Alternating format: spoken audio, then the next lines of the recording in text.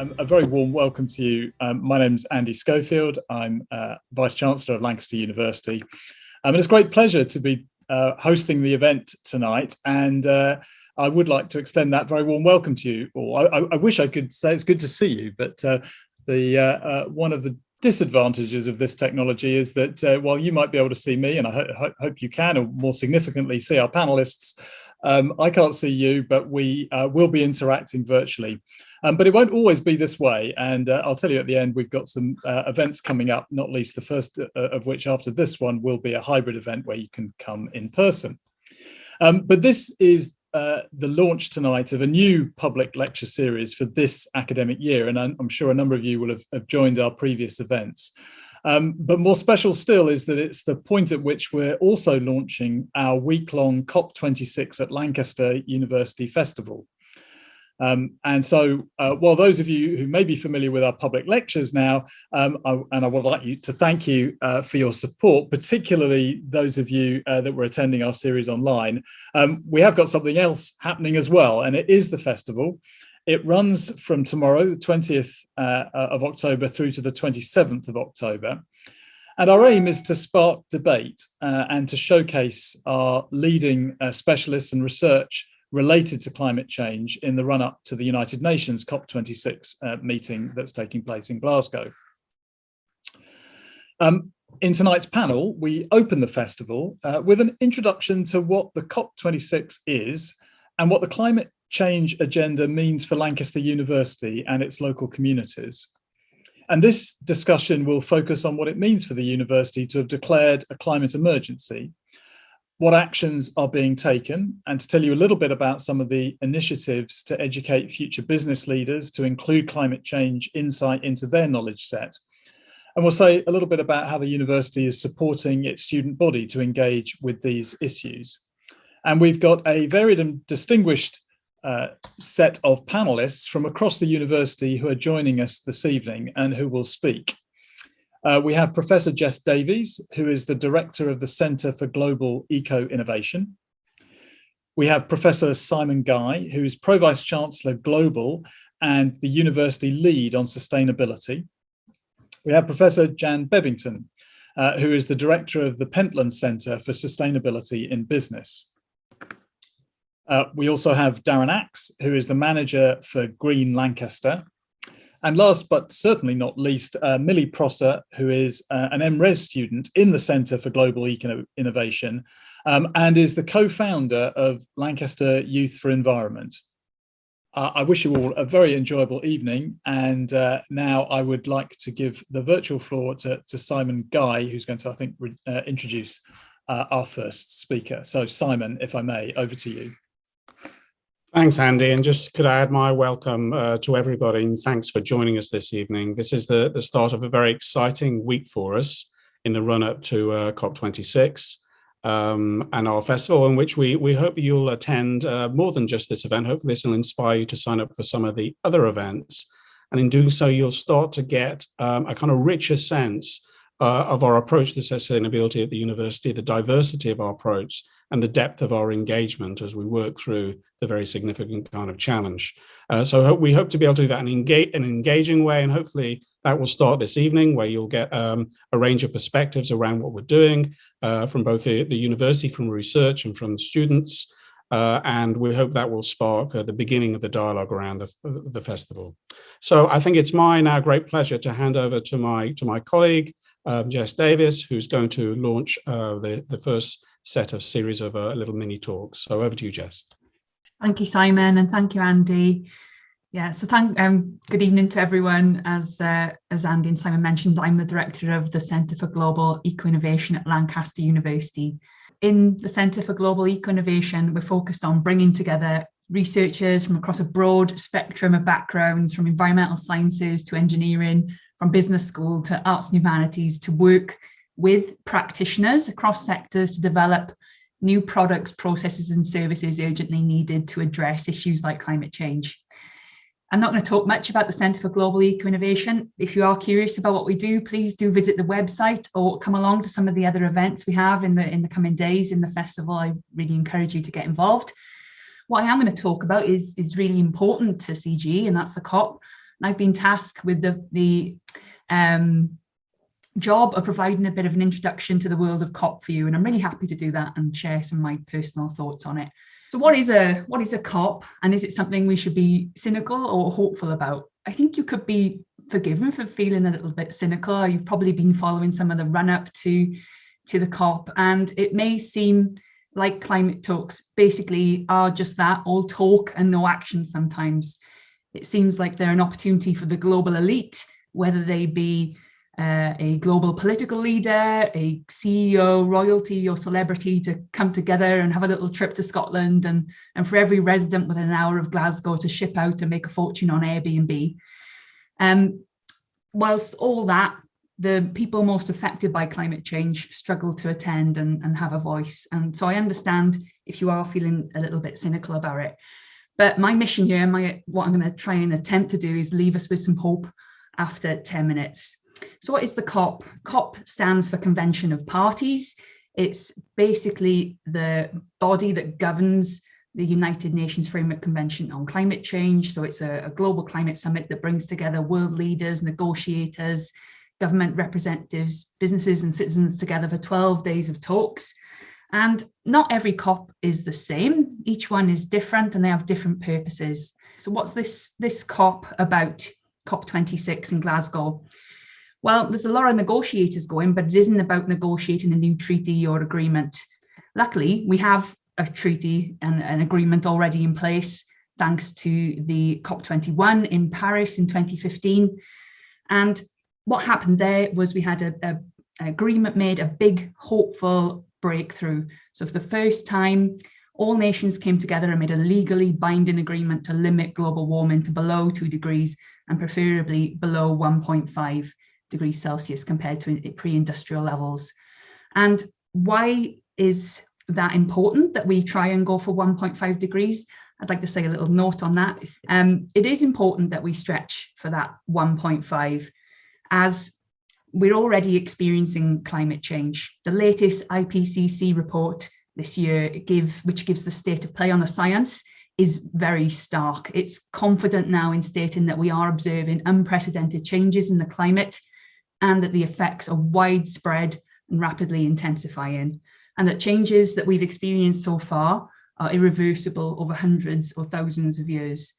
So the report tells us we've experienced about 1.1 degrees of warming so far, and that increase in warming, that's the global metric for climate change, a global temperature rise. But the effects of climate change are felt through intense rainfall events, droughts, extreme heat waves, wildfires, and we've seen many of those in the past couple of years.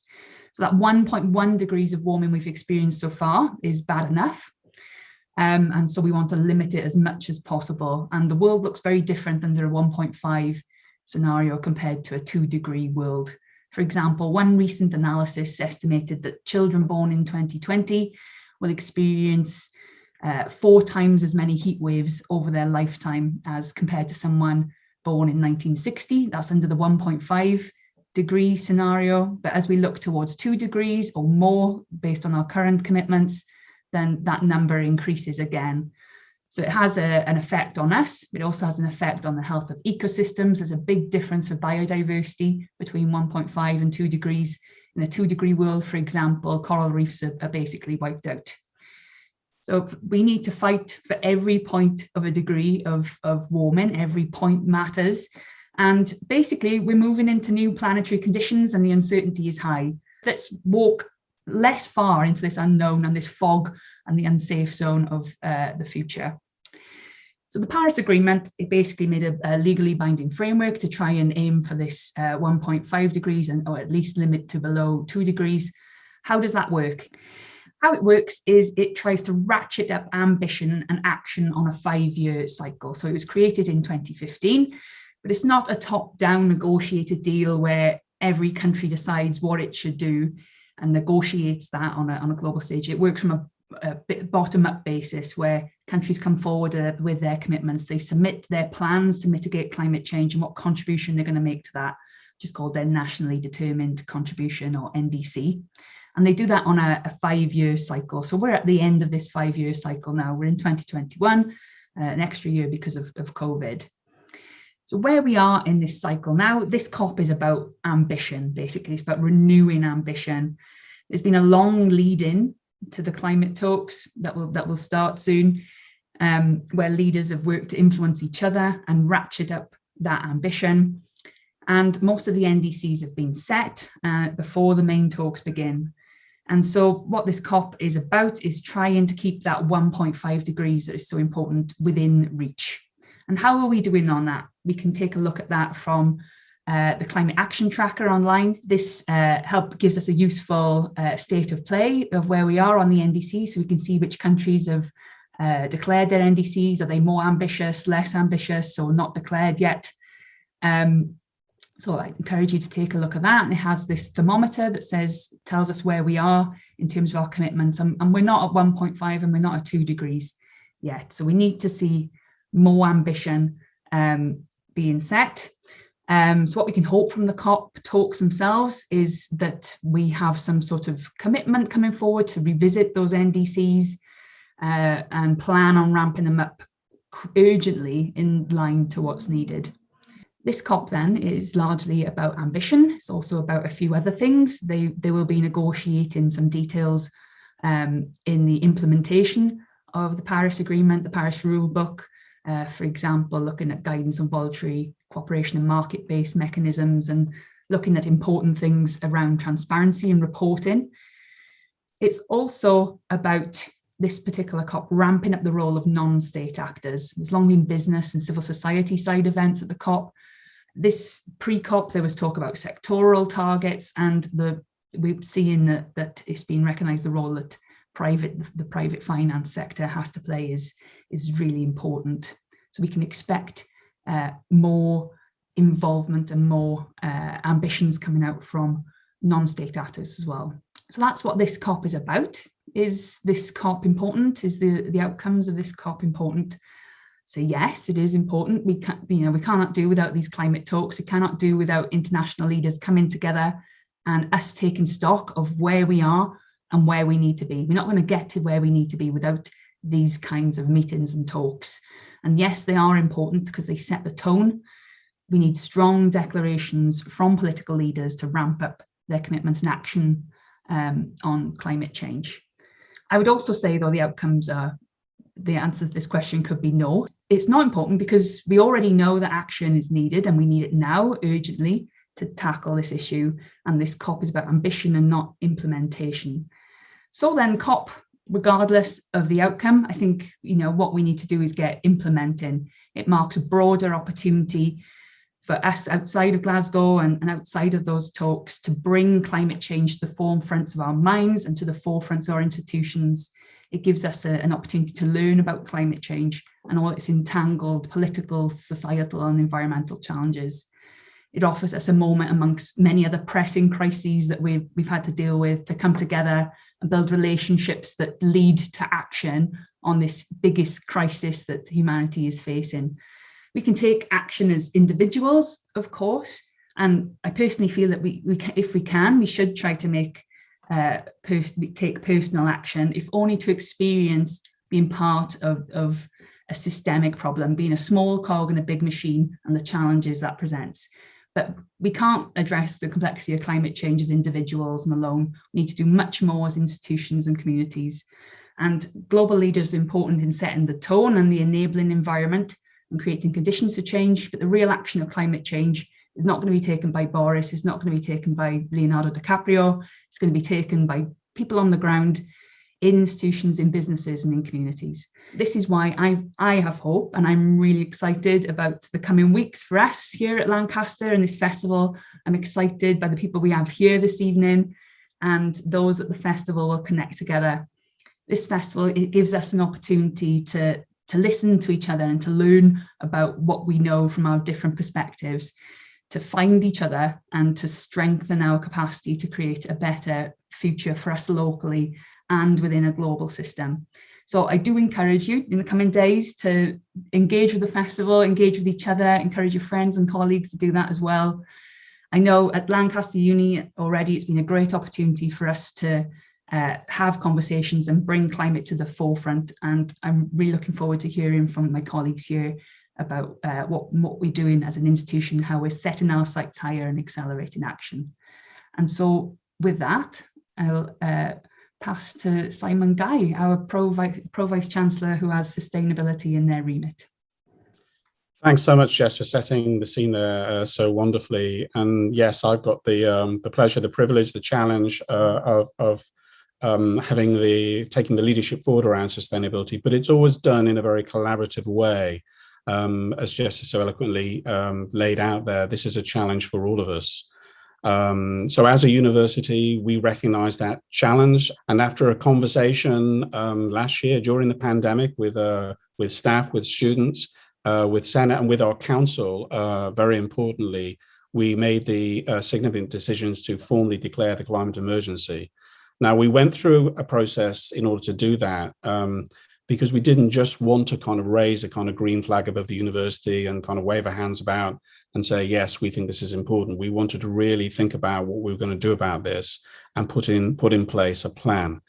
So we declared that climate emergency last November. And what I want to do this evening is just give you a flavor of what we've been doing in the past 10 months or so. Very much setting the scene then for what we need to do next. And very much that's what we see partly the festival being about, starting to have a conversation around what we need to do going into the future. This is a very significant challenge. We don't have all the answers and we need to generate those solutions collectively. So what have we done so far? Well, the first thing we did was to start to understand our current performance as a university, as an organization, as a business, if you want. And actually, there were some positives there. Actually, since 2005, we'd actually managed to reduce our electricity and heating emissions by about 50%. So we already had a kind of good platform here, but we wanted to set really stretching targets. So we're aiming to be net zero by 2030 around our energy and heating, scope 1 and 2, and by 2035 in scope 3, everything else, all the travel and the procurement and the building work we do, etc. So we've signed off those targets, and what we've been doing now is trying to work out a road plan around those targets kind of annually. And those targets actually are very formal. They're not just something we put on our website, something that we agree with our council and we have to report to on our council. So they are very real targets for us. As well as doing that more formally, we're also a key part of this process for us is engaging with our staff and our students. And you're going to hear from Darren in a few minutes' time about the work on Green Lancaster, which the university supports. We very much see that as a collaboration between the university and students, and we put significant funding into that. And what we've been trying to do over the last year and will be doing going forward is tying the work of Green Lancaster very tightly to our climate emergency commitments. So we're creating a new Green Lancaster board in order to get that kind of cohesion. We've also been looking to build on the excellent progress we'd already made by looking for investments in renewable energy. And you may have seen the consultation we've had around a solar energy farm, which will be very significant for us. We've been trying to learn from all of the kind of digital learning that we've had over the past 18 months and seeing how that might help us reimagine how we work and travel. And we're also significant that we've been engaging with our international partners. Lancaster is very much a global university with 4 international campuses, and we've been working with those partners and we'll be seeking to do more there. We've recently launched a new sustainability website where you can keep up to date with what we're doing, and we will be putting and charting our progress on that website. And obviously the COP26 Festival is an important moment in the work we've been doing. So in terms of our capital planning, our estates development, we're very proud of the campus. We think it's a very beautiful campus. And you can see in the picture there, the right-hand side, we've won again, yet another award for our campus. 10 years running now, we've won the Green Flag Award. And there's a picture taken only last week with the team that are responsible for the excellence of our campus. We're looking to further roll out kind of ecological design right the way across the campus. We're also looking to see how we can avoid new building. We may need to build new specialist facilities, but we're looking how we can more intelligently think about reusing, recycling, remodeling our space to avoid the kind of carbon intensity of new building. We're looking to further promote electric cars, look at the role of digital in creating smart, energy efficient buildings. And as I said, enriching our digital capabilities to support new ways of teaching and researching and working, which are much more efficient, make more efficient use of our estate. and therefore will be more environmentally sustainable. And as I said, we're looking to connect to our international campuses, and by working digitally again, we can get those connections, which is so important in terms of getting a global perspective, but critically without the need for everybody to travel all the time everywhere. So again, reducing the carbon intensity of that global collaboration. So overall, what we're looking to move to do really is to treat the campus as a kind of laboratory for sustainability, to use our research indeed in our campus to kind of test many of the kind of technologies and the new practices that our researchers are developing.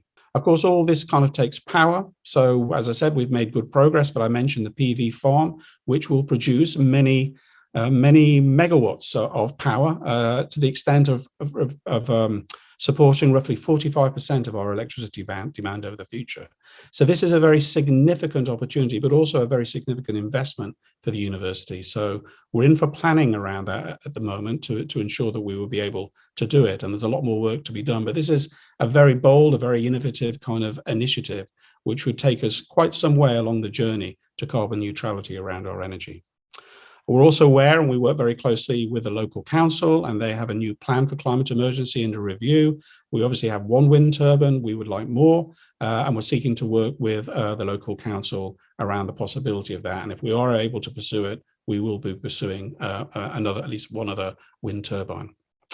And all of this is wrapped together in a new carbon plan, which we've very recently completed, and it's been externally validated, and we will be looking to give that some publicity, which will make transparent the plans that we're developing. Travel, really significant challenge for us around the Scope 3 emissions. Obviously, we need to travel for work. Our students need to travel here. We need to get to our campuses. But we're all trying to think about how we use new modes of transport, getting away from the car, thinking about how we use the train rather than the plane, etc., and questioning at times whether we need to travel at all. So in detail, in terms of our staff flexible benefits, we're trying to give people more agile options around how they travel. So rather than having to buy a kind of car park for the whole year, people can buy it at different times of the year, and perhaps at other times of the year, choose to cycle. So trying to support our staff make kind of sustainable choices in their travel. We're introducing a travel decision tree into our travel procurement system developed by the Lancaster Environment Centre, which takes you on a bit of a kind of journey in terms of your choice about, do I need to travel at all? If I do need to travel, could I do things electronically, for instance? If I do need to travel, how will I travel? Do I need to travel by plane, or could I go by train? I myself are travelling out to our campus in Leipzig in a couple of weeks, and I will be taking the train there. And the carbon emissions for that trip I will be taking are about 80% lower than they would have been if I'd taken a plane. So that's just one personal example of trying to live the kind of values we're developing. And we're introducing a whole new travel guidance and procurement system later in the academic year with an integrated carbon calculator, which again will help people think about the choices they're making. We've also done a lot of work engaging with our staff and our students and our trade unions around our investments. And very recently, we've moved our key investments into new, very sustainable kind of funds.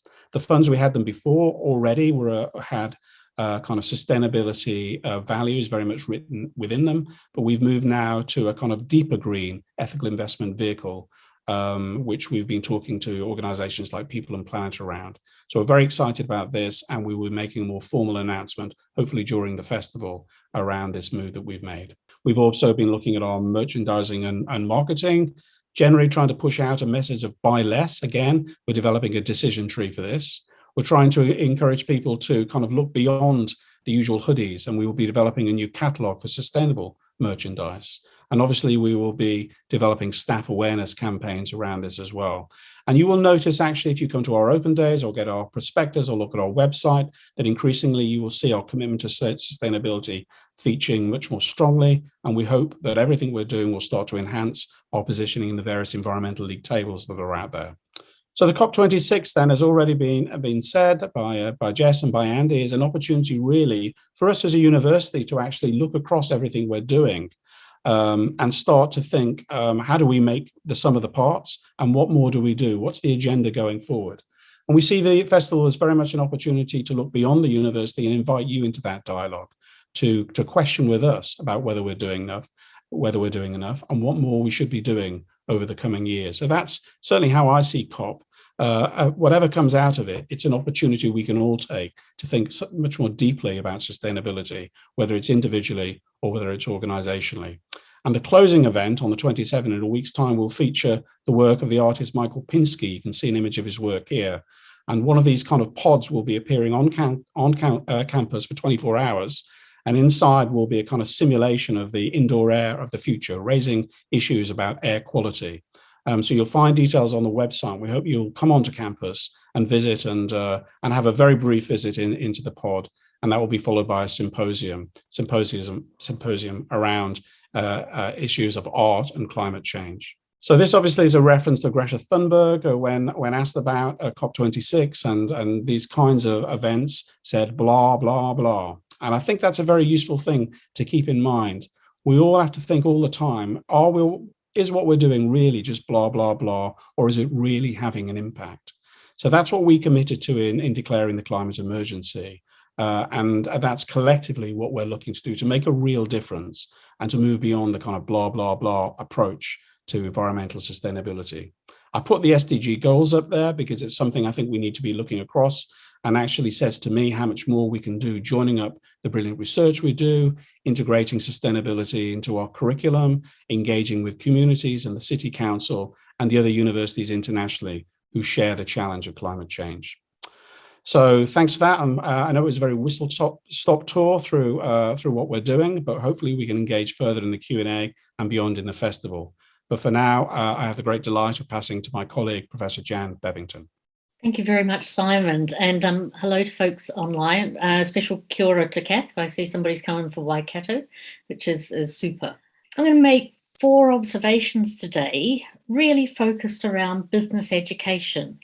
And the reason why I'm focused on that is I'm the director of the Pentland Centre for Sustainability in Business. So we're very focused on one part of civil society, primarily of organisations, who are trying also to address the climate change emergency, either by declaring them or undertaking a whole variety of activities.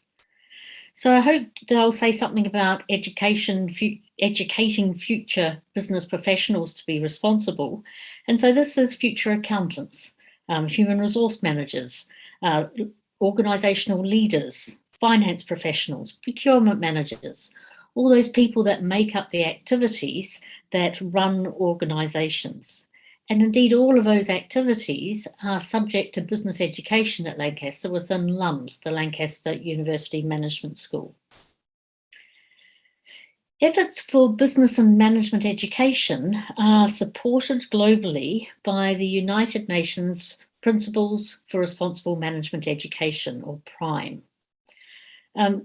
LUMS signed up to PRIME about 2 years ago, and we've been working through how we get started on formalising the actions that we're taking, but also communicating them more widely to our students and to other stakeholders. The PRIME principles ask you about your purpose and your values, both of your institution, which Simon has just described very eloquently, but also with regard to your business school or management school.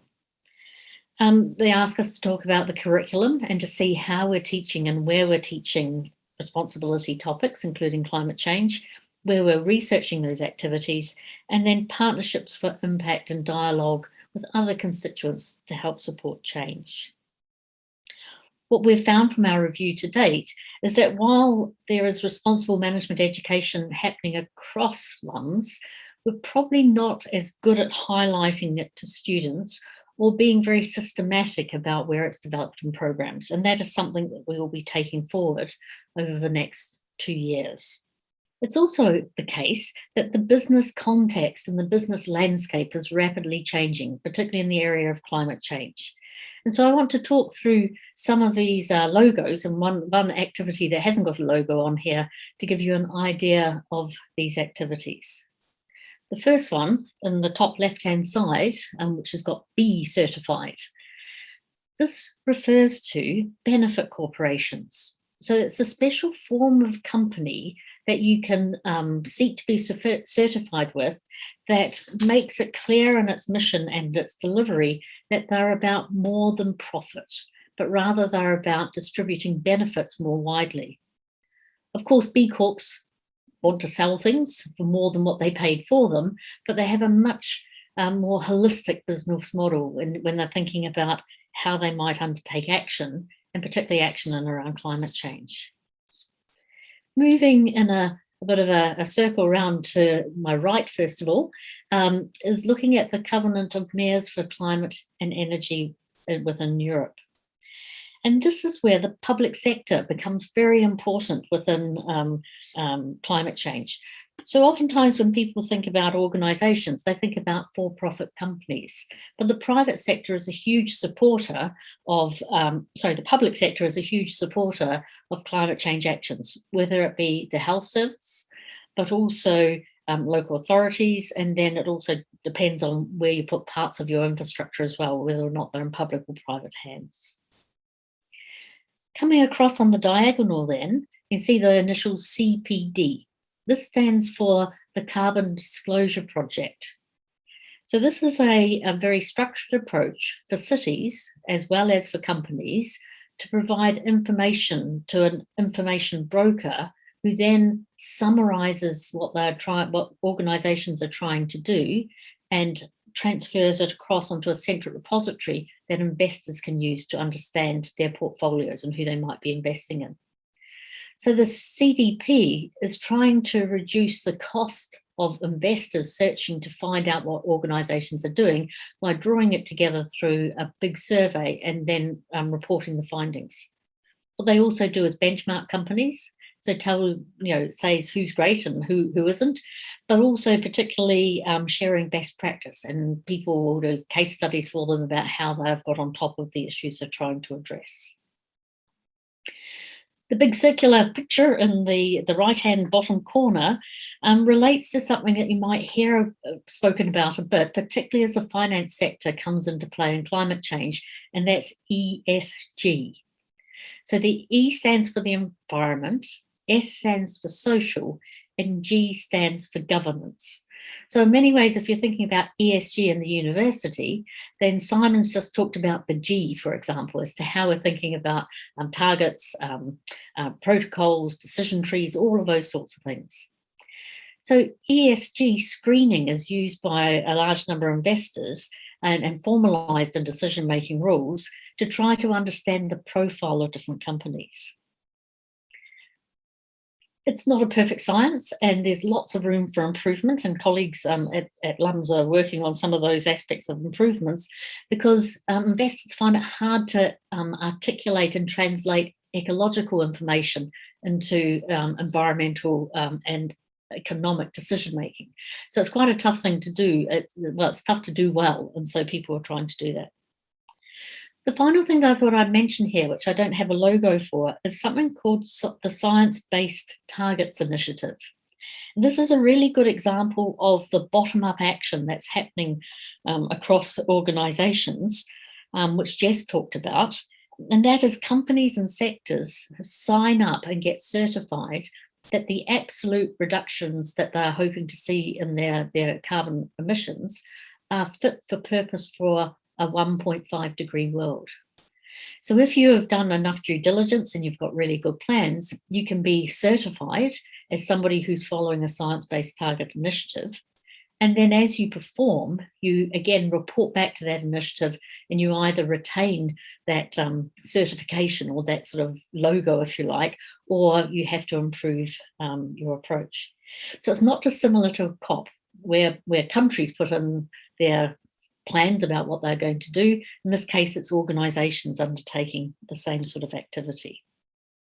But of course, it's not all about super easy and great things to do. So what I've done here is picked up a paper called Flying Along the Supply Chain, Accounting for Emissions from Student Air Travel in the Higher Education Sector. It's written by two colleagues and was published in Carbon Management. And it looks at pre-COVID figures, and in particular, it is looking at what contribution to the UK's climate emissions arise from students who are travelling to the UK to experience a course. And that, if you like, is what we're seeking as higher education in the UK is seeking to internationalise, is to attract students from elsewhere in the world to come and study with us. Now, that's quite a problematic thing. It sits at one of the tension points between a high carbon model and the need overall to reduce carbon emissions. And in particular, that if you like, it's a joint responsibility. So one university couldn't say, we're not going to accept international students because there's too much carbon tied up in their flights, but it would be something that would have to be redesigned for the whole of the university sector. Likewise, it's one of those tricky things where there's shared responsibility. So the student who decides that they're going to come and study overseas, is that carbon their carbon, or is it the university's carbon, or is it a bit of both? So the questions of attribution become really difficult in these kind of conversations. But what is known from the study, and these graphs across the bottom are giving some indication of where the carbon rests in the higher education sector. And for example, the first vertical is the carbon that arises from Scope 1 and Scope 2 emissions. So Scope 1 and Scope 2 are emissions from organisations' own energy impacts and the emissions that are burnt by electricity suppliers as they supply electricity to them. The next three columns are what are called Scope 3 emissions. So this is basically everything else. And so that might include procurement, any construction activities, staff commuting, staff working for business travel to go and study or to speak to people or to present at conferences. Then the final two columns out the far end, you can see they are not insignificant. So it's about the same as the electricity usage of the whole higher education sector in terms of these are students coming and going from the UK, and then the final column are their friends and family coming to see them while they're here. Now, these numbers are quite hazy because they're done from surveys as opposed to direct measurement, but it does say something about thinking about, well, what would low carbon intellectual renewal look like, and what possibility is there for low carbon educational futures? This is where I think there's a case to be made for people to travel to study, regardless of the cost that comes in a carbon sense. So one of the things, for example, that we might think about is the campus as an educational device. So if students, when they come to study with Lancaster University or any other university, are able to see what good carbon management looks like, to be able to experience and observe and understand renewable energy technologies, are able to, for example, work with Green Lancaster and think about food and where food comes from, maybe be able to start new habits as they travel to and from university in Lancaster by taking public transport or by cycling. So students will learn alongside their home university about how to live a low carbon life, regardless of their degree topics. And this is also where I think, picking up some of the hope that Jess was talking about at the beginning, is that I'm not originally from the UK, and lots of people in the UK, I think, sort of talk the UK down a bit and say, oh, we're bound to be hopeless at this, aren't we? Well, I've got news for you. The UK has been a strong advocate of climate change policy over many, many years. Of course, it doesn't always get that right. And of course, we might wish the UK would move faster. But if you come to the UK to study, there is a really good possibility you'll see what parts of a low carbon system look like, whether that be transportation, whether it be heating and energy, whether it be food production. So in that respect, whilst everything is not peachy and lovely in the UK, there is a lot to be said about the UK's approach to tackling climate change. And let's hope they keep on moving apace, and let's hope that we, both as citizens but also as organisations, will help push them on in that respect. And one way that we can do that is through the work of Green Lancaster. So I'm absolutely delighted to hand over to Darren Axe. Thanks very much, Jan, for that link slide. And if we could go on to the Green Lancaster section. Brilliant. So yeah, as I've been introduced, I'm Darren Axe, the Green Lancaster manager here at Lancaster University. And I suppose our one-line summary or our mission statement is education and engagement for the sustainable development era. And clearly, I think, where the debate is currently at is, are we already in the sustainable development era? Are we transitioning into the sustainable development era, or is this still something that we are struggling almost 35 years after that 1987 conference by the UN defining sustainable development, still struggling to get to grips with what sustainable development is and how we actually do that. And Green Lancaster is about providing students with an opportunity through their educational journey to unpick all the complexities of that debate through some of the projects that we offer. So a bit of an introduction here. What is Green Lancaster? Well, we're a collaborative team with representation from the university and the Students' Union. And we're here to provide that opportunity for actual frontline engagement with some of these critical ideas and responses to the climate and ecological emergencies. And how do we do that? Through the provision of practical and engaging learning experiences, both embedded within the formal curriculum, but also, and importantly, outside of the formal curriculum, within the campus and beyond, regionally, nationally, etc. In terms of framing some of our work, clearly we draw on the Sustainable Development Goal agenda set out by the UN in 2015.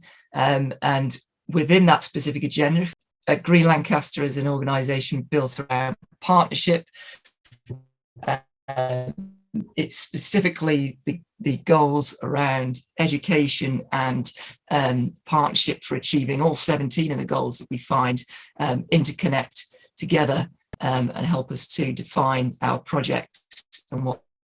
Brilliant. So yeah, defining our approach to sustainability, we've drawn upon UNESCO's roadmap on education for sustainable development that was published this year, 2021. And specifically within that, we're looking at some of the agendas around defining education for sustainable development, how that can be embedded into the formal and informal curriculum within HE. And I think one of the most important kind of statements from within that roadmap is this point around the big transformation requiring a certain level of disruption. And, we can debate the level of disruption that we're willing to tolerate, whether that's disruption through campaigns and direct actions. We've seen, escalating over the last few years, or whether that's, as Jess referred to in her opening presentation, the disruption that communities are already seeing from the impacts of climate change around the world. In terms of our agents for change and how we do our engagement, I always like to draw on this slide here, built around the social practice theory agenda of Elizabeth Shoves, who's based at Lancaster University here in the sociology department. And this, if you like, is this classic idea that you can be an inspired individual. Simon mentioned Greta and the kind of blah, blah, blah approach, the global climate strike agenda built out of Greta's individual strike outside of the Swedish Parliament, building that collective change that then mushroomed into millions of children around the world, building around that. And ultimately, what are we trying to achieve through building up through this model of change is systemic change, where ultimately we can disrupt the social norms and introduce new social norms that cascade right back across society. We've built our priority action areas around that UNESCO agenda for sustainable development within the education setting. And we've just published our 10-year plan on Green Lancaster, and this has been built around that UNESCO agenda. So if you go to the Green Lancaster website, you can find out more about that. And we deliver our projects through the recruitment annually of a Green Lancaster student staff team. And these help us deliver the annual operating plan as part of the Green Lancaster 10-year plan, which you can read more about on the Green Lancaster website, the links at the end of the presentation. And then within our kind of overarching action plan, we have our core project areas. So these are the 4 core areas that all of our projects, events and campaigns fall into. So you'll see a lot of parallels here to the Sustainable Development Goals agenda, projects built around resources in the circular economy, biodiversity in agriculture, transport, mobility, and energy supply and demand. And I'm just going to run through some case studies of some of our flagship projects within the core areas. Many of you will have heard or indeed visited the Green Lancaster Eco Hub, the home for delivering of practical environmental sustainability projects at Lancaster. And this really provides for an active space for the demonstration of projects across these kind of core areas, but with a specific focus on the agriculture and biodiversity core area. And so perhaps it then falls to me to introduce our next speaker, Millie. So thanks for the introduction and thanks for having me today. I'm a current postgrad student in LYFE and the Centre for Global Eco-Innovation. And I graduated from Lancaster last year with a natural sciences degree. And I'm speaking today as a student voice on the climate agenda, with the backing of the Students' Union as well. I also spoke to past and present Lancaster staff and students, as well as Lancaster University Climate Emergency Group, the Lancaster University XR Group as well, to put this presentation together today. So I just wanted to thank and acknowledge them and let you all know that I'm just using this opportunity to speak publicly to the university about some student concerns on climate and action going forward. So I want to start with the climate emergency campaign that resulted in the university's climate emergency declaration. So I was involved in this alongside loads of staff and students. And I wanted to celebrate the fact that we asked you for this as a student body and a staff body in 2020, and that the university listened. One of our demands here includes engaging stakeholders, and I see this opportunity for me to speak to the university management publicly as part of that, which is really great. I also just wanted to highlight the fact that the university has chosen such ambitious 2030 and 2035 targets, as well as appointing Simon to lead on the agenda as per the demands, which is all really great progress in the last year. So that's all really great, but I do also think it's important that we situate ourselves honestly in the wider climate context to be able to now move forward with decisive action.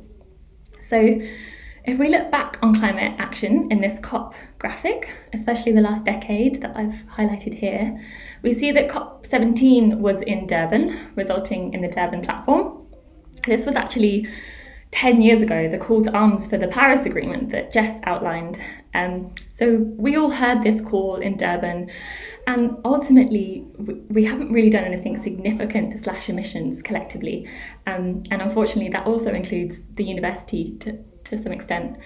In light of this inaction and being situated behind the curve of required emissions reductions to keep within safe levels of warming, I'm wondering, as a student onlooker, how useful or truthful it is to celebrate our actions as an institution so far, given we're now in such an urgent position globally, and that this is partly due to a lot of decisions that the university has made in the last decade, which has locked us into emissions from things such as embodied carbon in new buildings to consumption patterns and growth, for example. That's our legacy from a decade of inaction. And as an institution, I think it's important to acknowledge that we're behind the curve of required action set out by COP and the Paris Agreement, and we really need to get moving and get ahead. And there's a real opportunity here to be a leader. So in light of that, I wanted to take a moment to reflect on the action at university over the last decade. So there's been lots of work done, which is really great. But unfortunately, I'm just highlighting what's publicly available, for student scrutiny. So everything that's currently publicly available on the new sustainability website for scrutiny is actually out of date or inadequate. This is just a quick overview of some issues, and some examples include the fact that in the carbon management plan, it's actually out of date online. I'm aware that you're developing a new plan to be released soon. But in that plan, the university only chose to adhere to minimum requirements of the Higher Education Funding Council in terms of emission reductions, which was only 80% by 2050, and certainly not ambitious action in the last decade since the Durban call. There also isn't any up-to-date data available to scrutinise on environmental reporting. You can see here what was published in 2014. And another example is that it's great, we've got a travel plan, but actually in that plan, the one that's published online, there's no acknowledgement of flights and scope 3 in the document. There is a sentence on the website, but there's no concrete plan visible there. And finally, the Pentland Centre has released trajectories for towns to be Paris compliant, and their published figure was from 2020 onwards that Lancaster District as a whole needs an annual 13% decline in emissions to be Paris compliant. That includes burden sharing.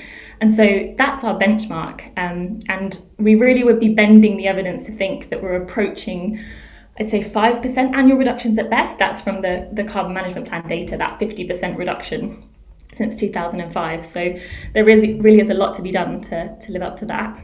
I'm also aware that this is previous action and there is a plan coming, as has been discussed this evening. But I think these points still stand in that it's not publicly available yet. And I guess I pose certain questions like, when were the student body consulted? Where is the embedding? Is sustainability kind of siloed off? Will scope 3 reporting and targets be clear and public? It's been a year. Why haven't we seen it or seen updates?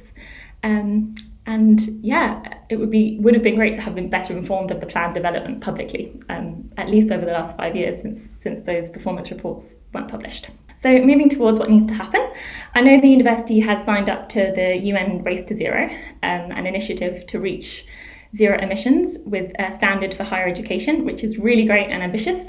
Unfortunately, both the plan and the published links on the website for the university doesn't come up with anything. It just has an error to a university site. But here on the slide, I've just used the official UN checklist.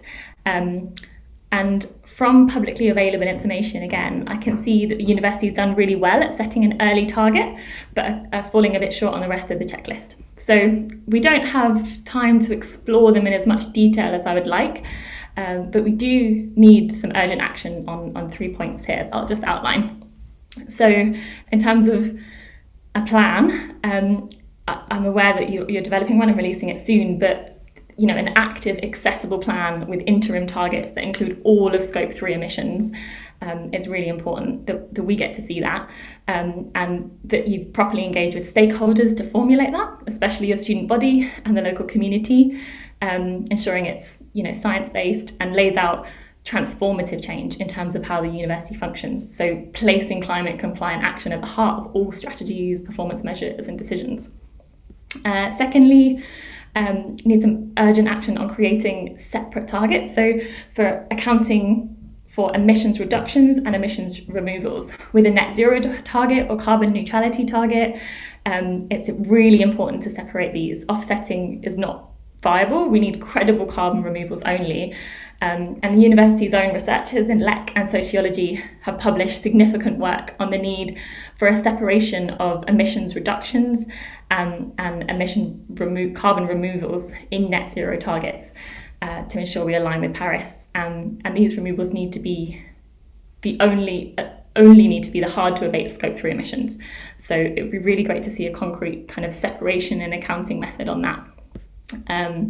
And thirdly, we need immediate kind of transparent annual reporting on all scope emissions. And again, I know you've spoken of a new plan and progress, but it's really vital to include transparency on scopes, ensuring all investments are included, emissions are upstream and downstream, and that these are annually reported on so that they're available alongside scope 1 and 2, so they're available for scrutiny for your student body.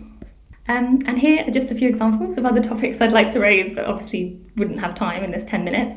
It's really been quite a high-speed tour of some of the key issues and calls to action for the university on climate, but many more exist. And some examples articulated by the student body include the students' union's concerns about the sustainability of student growth targets, and the university's support of the Belroad Garden Village development and motorway junction on flood-prone land locally. So the student union is actively boycotting open days and protesting these policies. And another example is Lancaster University XR Group, who are concerned about the lack of communication on their divestment campaign recently. They worked hard to uncover fossil fuel intensive investments, and they're still waiting to hear about a divestment from Brooks Macdonald as they still invest in fossil fuels. So thank you for the opportunity to speak and for listening. And as students, we would really like to work with the university more to achieve what's necessary going forward. But to do so, we do need the university to be open, transparent and ambitious about action. Thank you. I'll pass back to Andy now. Millie, thank you. A very challenging talk, lots of questions, and that might provoke some of the discussion that we might have to follow.